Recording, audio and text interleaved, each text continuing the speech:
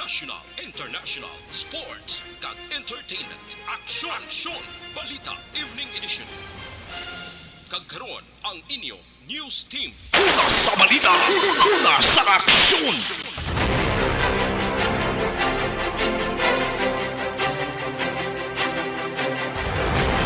Mayong gabi syudad sa Bacolod, Western Visayas, kag bugos nga Pilipinas. Welcome na sa pagpangalagad sang aksyon Balita Evening Edition. Karon nga daw Miyerkules, Desyembre 14, 2022. Makitan kita live sa mon official Facebook page kag sa YouTube channel ang Aksyon Radyo Bacolod. Kag mabatian pa ka sa www.actionradyobacolod.com.ph. Kaming inyong mga tagbalita. Aksyon ang Defensor Lisa. Kag Aksyon Dale Salazar. Para sa mga pangulong dinala na una kita sa mga balita lokal. Mas sobra 40 ka mga pamilya ginbulabog sa pag-abot sang demolition team sa may Purok Katilingban, Barangay Punta Taytay. At sa Bacolod DPS kag isa pa ka empleyado ginpapanaugan preventive suspension. Sa balita nasyonal, bastante nga supply sang kalamay kag bugas ginpasiguro sang DA. 2023 General Appropriations Bill natala na permahan sa adlaw sang Biyernes. Una sa balita, una sa aksyon.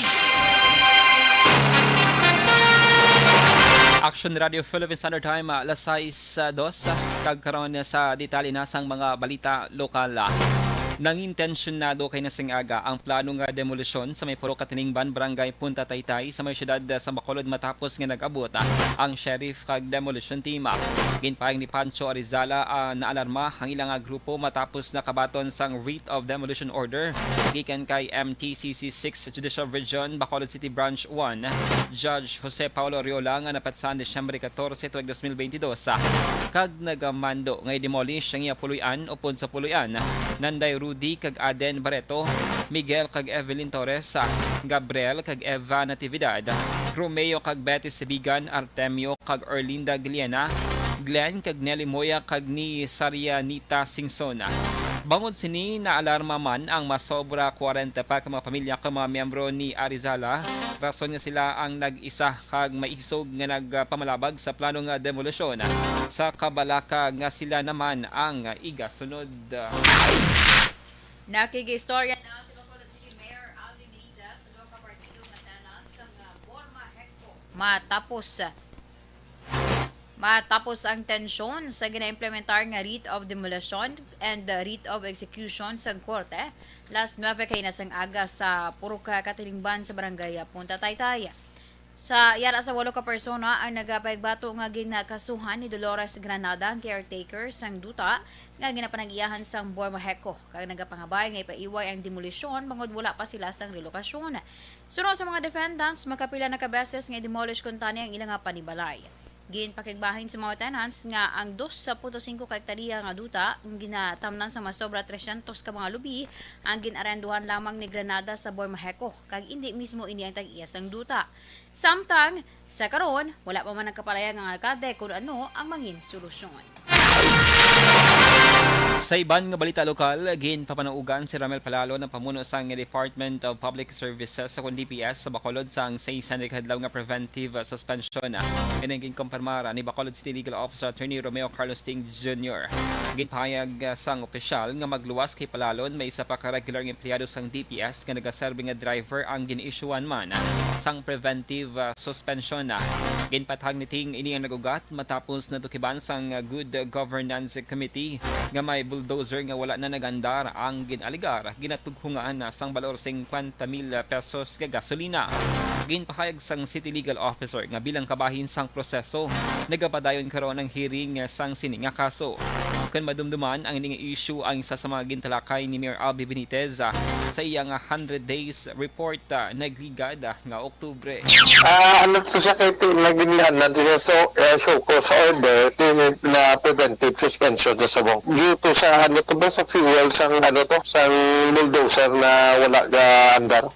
Nabatian si Bacolod City Legal Officer Attorney Romeo Carlos Ting Jr. Designar si Maria Fertras Puentes bilang officer in charge sa Department of Public Service o DPS. Suro kay Tres Puentes, nakabato niya nisang memo gikan kay Mayor Alvin Benitez kada designar sa iya sa mga posisyon epektibo Nobyembre 23. Si Tres Puentes ang nagserbi nga Administrative Officer Force ng DPS antes nga nag-OIC. Samtang si Engineer Joel Vergara nga Assistant Head ng DPS ang concurrent OIC sa Environment and Natural Resources Office sa Enro. Ginpahayag ni Tres Puentes nga damlag lamang nagpatigayon sila sa orientation sa 50 ka mga personnels ng DPS nga kabahin sa Solid Waste Enforcement Team hangod sa mga ordinansa kaglahi nga ginapatuman. Padayon malang kita no sang mandate gidya sang office. Our mandate is one ang aton nga solid waste management and number 2 ang aton nga street cleaning services kag nagapadayon ang aton nga information and education campaign.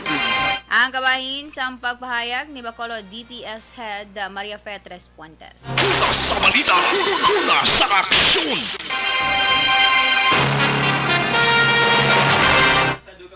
Sa dugang pang nga balita lokal, ginpahayag ni Bacolod City Administrator Pacifico Maghari III nga posible sa Enero kon Pebrero 2023 pa makapatigayon sang bidding para sa bagong contractor sa basura sa syudad sa Bacolod. Ginpahayag ni Maghari nga subong nga Desyembre target nga matapos ang bagong nga terms of reference o kon TOR para sa bagong nga kontrata. Ginpahayag ni Maria Fe Tres Puentes sang OIC sa Department of Public Services nga may gintukod si Mayor Abby Benitez nga Technical Working Group o kon TWG nga mo nagabalay sang TOR. Una ginpahayag ni Mayor Abby Benitez nga kapinwalo ka mga kompanya ang interesado nga mga kontraktor sa basura sa syudad. Sa mabot nga Desyembre 31, magatakop na ang duha ka kontrata sang IPM-CDC kagini ang mapalawig sa 2023 tubtub nga makapatigayon sang public bidding. Sa katapusan nga balita lokal, nakumpiskar ang 340,000 pesos ang nasuspetsuhan shabu sa bypass operations ng Philippine Drug Enforcement Agency sa Purok Miracle Catoslao, Barangay 6, Syudad sa Bacolod. Ginkilalang subject sa operasyon sa kay Benny Buenaventura, 21 anyos kag tumandok sa Barangay Agisan sa syudad sa Himamaylan, na kag temporaryo nagatiner sa Purok Kagaykay sa syudad sa Bacolod. Suno kay PDEA Agent Bamboo, si Buenaventura ginakabig nga high value target kag naaktuhan nga nagbaligya sa illegal nga droga sa operatiba. Nakuha kay Buenaventura ang 7 ka bulto sa nasuspetsuhan shabu kag isa ka elongated plastic sachet nga ginusar bilang buy-bust item. Una sa balita, una sa aksyon. Action Radio Philippine Standard Time, alas 6:08. D3 Biofood. Salamat kami sa inyong mga bulong nga isa inyo nga nakatabang sa amin din. Sa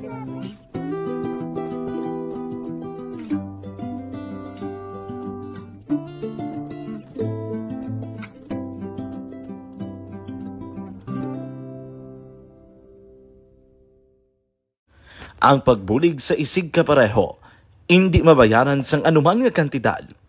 Rason kun nga ang nagapati ang Aksyon Radyo Bacolod nga ang pagbulig, hindi kinahanglan dako o kun madamo.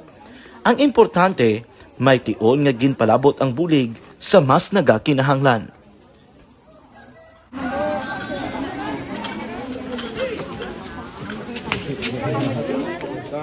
So salamat man kay nagaabot kita diri sa Purok Kalubihan Boss no, sa Barangay Mailom. We understand nga daw talaga sala na din sa kaan nga lugar sa periodos ni nga mga activities. So nagapasalamat kita kay nakaserbisyo kita sa madamo naton diri nga mga pumuluyo no. Pasalamat man kita kay Kapitan Ike Torres sa mga katapos sang Bago City Health Office sa pagpumuno ni Dr. Ferdinand Mayoga. Kag sa tanan nga pumuluyo dire sa Purok Mailom, sa Barangay Mailom for welcoming us sa atong sining medical mission dire. We hope someday makabalik kita dire kag makahatag liwat sa kun ano aton nga ma-share sa aton nga mapumuluyo dire sa Barangay Mailom. Ang Barangay Mailom sa syudad sang Bago ang isa sa pinakamalayo nga barangay sa amuman nga syudad. Aminado naman ang pila ka mga residente sa lugar nga tumalagsahon lamang sila nga makabaton sang pila ka mga serbisyo gikan sa gobyerno bangod man sa kalayoon sang ilang nga lugar. Ilabi na ang bulig para naman mapaayo pa ang ila ikaayong lawas. Rason ko nga nagapasalamat sila sa Aksyon Radyo Bacolod nga naghimo sang inisyatibo nga malabot ang ila komunidad kag mahatagan sila sang mas nagakaigo nga pagbulig. mga ano nga wala kwarta para magpa-check up. Nagano kami kay libre sila nga check up diri kag hatag nga mga bulong kag vitamins sa mga bata. bata manang damo gid salamat. Nanging kaupod man sang Aksyon Radyo Bacolod sa sininga aktibidad ang katapo sang Bagos City Health Office. Gikan man sa ila local government unit sa pagpangunan ni Mayor Nicolas Yulo. Kaupod man ang Barangay Council sang Barangay Mailom sa syudad sang Bago. So, una nagapasalamat ako sa Aksyon Radio nga naghatag sini sang isa ka programa nga medical mission. Kag nagapasalamat dito sa dako sa kaya ang Corman Boy Duran sa ilan ni Ma'am Dorel kag sa team sa Aksyon Radio. And dako na ni nga bulig para sa akong barangay kag sa tawo sang Purok Kalubihan 2 sa paghatag sang libre nga bulong. So kami nga mga barangay officials nagapasalamat man sa tanan nga mga doctors, sa midwife, DFW nga naghatag man sang ila oras sa pag atipan sang akong mga tao. So again, mayong agakag madamo gid salamat. Ako gali si Chidoro RP Jr. SK Kagawad sa Barangay Mailom. Nagapasalamat ko sa ini nga medical mission nga natabo subong sa diri nga Purok kay syempre damo gid ang kakinahanglan sang mga amuli nga limuon or hilikoton kag pagapasalamat gid ko ay nga nakabulig kamo di sa amon. Amo lang yan salamat. Regarding sa Aksyon Radio Bacolod, pasalamat natin sa PM na ginatag sa among paghatag sa medical mission diri sa Purok Kalubihan 2 nga salamat nito nga yung patigayan ng inyong activity together man sa among CHO kag sa among mga barangay council. Ako si SK Chairman Clerk de la Peña nagpasalamat gid sa Aksyon Radio Bacolod. Nagapasalig naman ang Aksyon Radyo Bacolod nga magabadayon sa pagdulong sa mga balita nga patas, balanse, matuod kag maibasihan. Kabay pa nga magapadayon man kamo sa pagsuporta sa istasyon nga madugay na napamatud-an nga may ikasarang sa pagdulong sang kalidad nga serbisyo sa kahanginan kag sa komunidad. Subong man inyo buligan sa pagpangamuyo nga magapadayon ang amon advokasya sa pagdulong sang maayo nga serbisyo publiko. Mayong aga sa liwat no, nagapasalamat ako sa tanan nga mga staff nga naghatag sa amon sa mga bulong.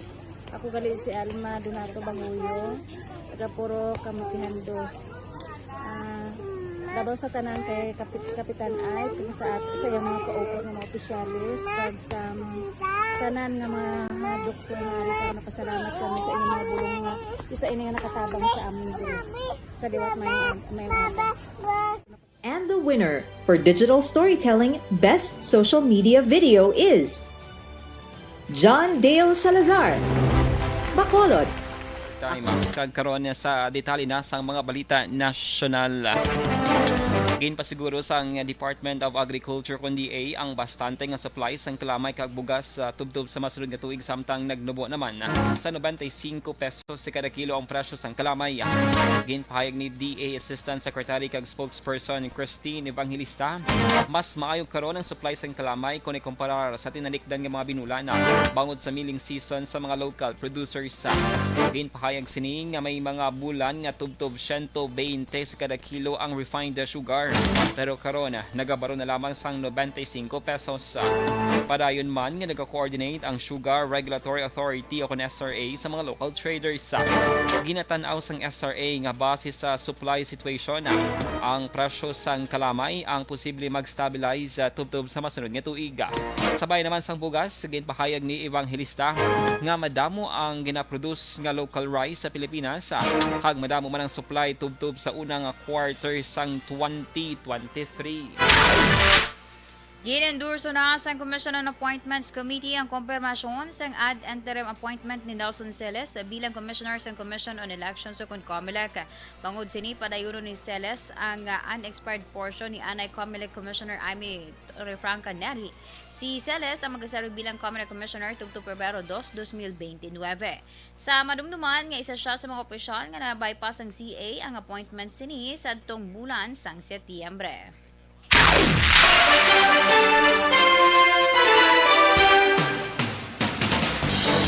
Magapabilin bilang OIC one officer in charge si Undersecretary Maria Rosario Vergeres sang Department of Health tubtob nga magtakop ang karon nga bulan na matapos nga hindi cover ang iyang appointment sa ginpagawa nga memorandum circular nga gin-issue sang OP o an Office of the President. Sa press briefing ginklaro ni Vergeres nga hindi siya apektado sa unang nga memo nga ginpagawa sang OP angon sa appointment sa mga officer in charge sa departamento kag ahensya sang executive branch sa diin wala sang may ginhingadlan nga magabulo si iya bangod siya ang yara sa career executive. Sa pinakaulihing memo, ang mga OICs nakipman ang non-career executive official sa konseso nga nag-occupar sang seso post ang magapabilin sa pwesto tubtob Desyembre 31, 2022 o kung tubtob nga may gindesignar nga magabulos. Si Vergeres ang sa career health official nga nagaserbisyo na sa Department of Health sang malapit 3 na kadekada. Ginpahayag ni Department of Budget and Management ug DBM Secretary Amina Pangandaman nga natala na permahan sa Disyembre 16 ang 2023 nga General Appropriations Bill apang mayara sang 23 ka items kay iveto si Presidente Ferdinand Marcos Jr. Suno kay Pangandaman, may ginabulbanta 70 bilyon pesos ang luyag nga i-realign apang sa ginusisa sa DBM kalabanan man sang pondo ang nagkatunawan sa mga prioridad sang administrasyon. Sa naibaluan kalakip sa prioridad amo ang sektor sang edukasyon, social assistance sa mga senior citizen kag transportasyon.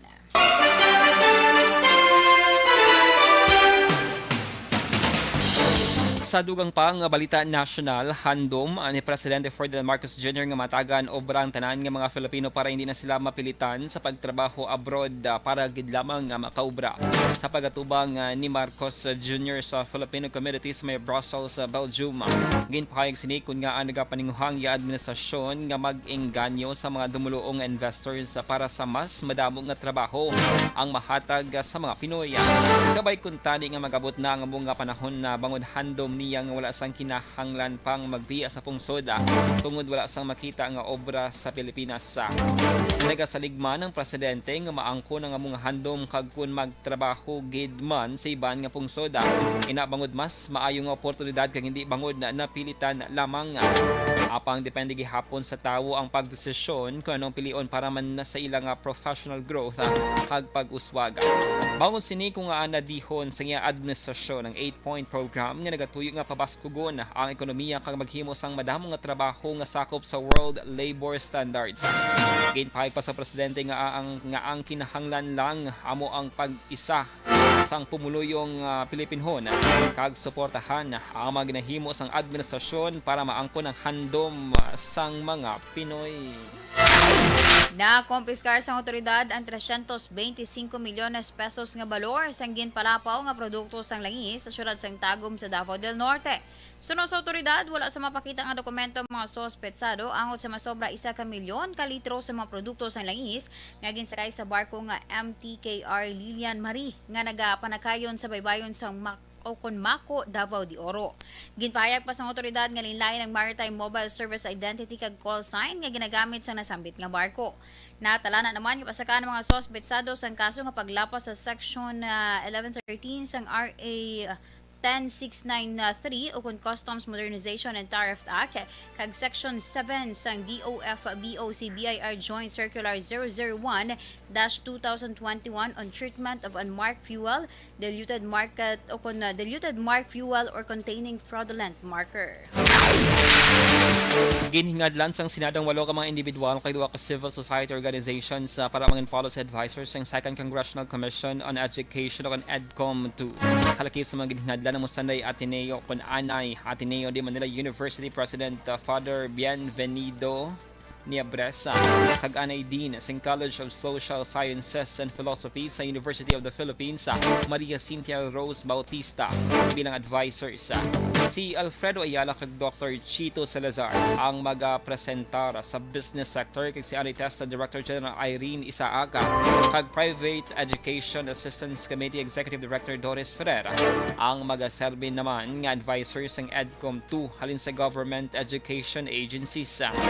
Sunday kay Pasig City Mayor Vico Soto kag Taguig City Mayor Lani Cayetano naman ang ginhingagdan bilang advisors sa hanay sang LGUs. Gin-appoint naman ang Synergia Foundation kag ENET Philippines ang magatiglawas sa civil society organization kay development partners nga may koneksyon sa edukasyon. Suno kay Major or Majority Leader Joel Villanueva, ginbaseng appointment sa Section 13 sa Republic Act 11899 o kung ang layi nga nagatukod sang EDCOM 2. Ang Section 13 sang layi among basihan sa pagtukod sang education, legislation kag policy advisory council nga makahatag sang expert assistance kag advice halin sa komisyon. Umpisahan na nga talakayon sang Kamara ang ginaduso nga Magna Carta sa Religious Freedom Act. Sa iya sponsorship speech, gininganyo ni House Committee on Human Rights Chairman kag Manila 6th District Representative Bienvenido Abante ang mga kaupod sa Kamara nga aprobahan ang nasambit nga hagna. Suno kay Abante, ang right to freedom of religion ang klaro nga nakasaad kag napabakod sang konstitusyon. Ginpatag man sining ang tinutuyo sang House Bill No. 6492 agud masiguro nga wala sang tikang sang gobyerno, ahensya, mga opisyal nga empleyado ang makapugong sa isa ka tawo nga ipabutyag ang iya ginapatihan nga relihiyon.